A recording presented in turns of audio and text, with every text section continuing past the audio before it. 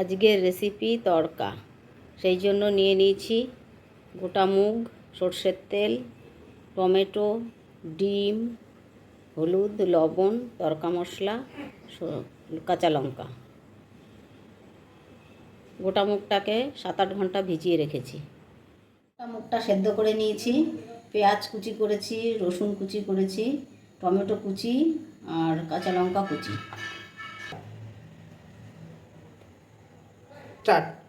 কড়াই গরম হয়ে গেছে, এবার আমি এতে সর্ষের তেল দিয়ে দিচ্ছি।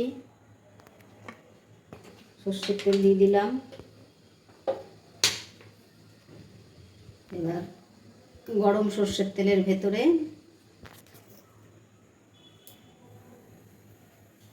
পেঁয়াজ দিয়ে দেবো।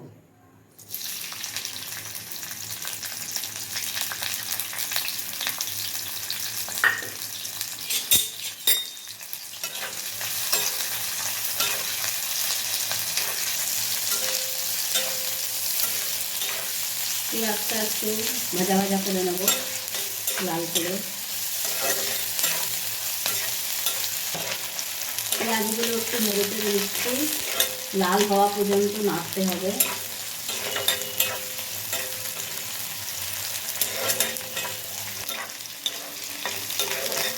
পেঁয়াজটা আর একটু হবে। এখন রসুন কুচিটা দিয়ে দিলাম, লঙ্কা কুচিও দিয়ে দিলাম, সাথে টমেটো কুচি। এবার ভালো করে নাড়া করে দিতে হবে।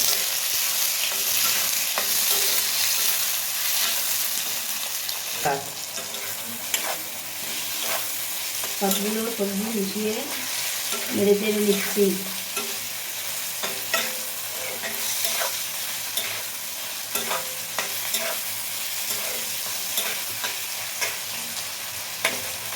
তড়কা মশলাটা দেবো। এবার তড়কা মশলাটা দিয়ে দেবো।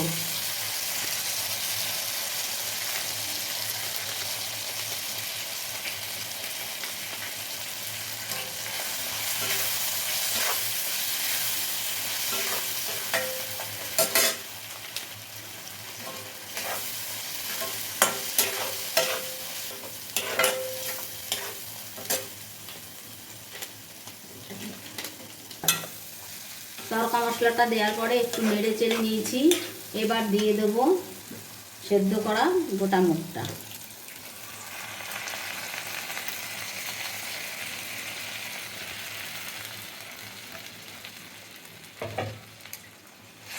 তড়কা মশলাটা পুরো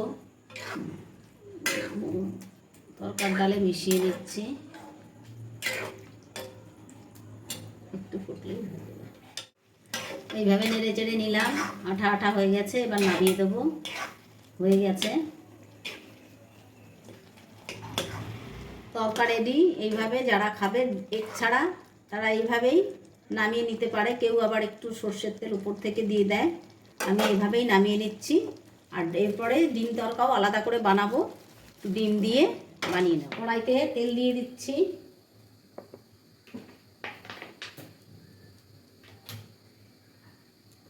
এবার ফেটানো ডিমটা দিয়ে দিলাম।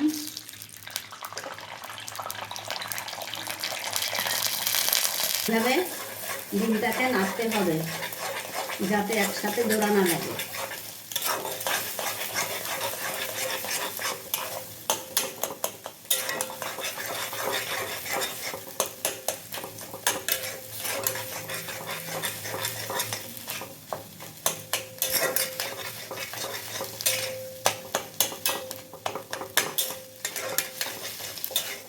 ভেজে রাখা ডিম এর মধ্যে মিক্সড করে দিচ্ছি।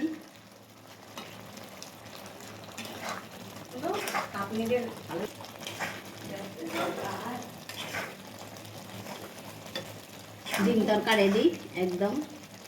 এবার নামিয়ে নেব।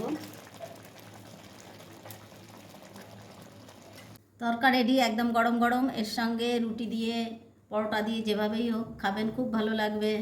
ভালো লাগলে লাইক সাবস্ক্রাইব করে দেবেন।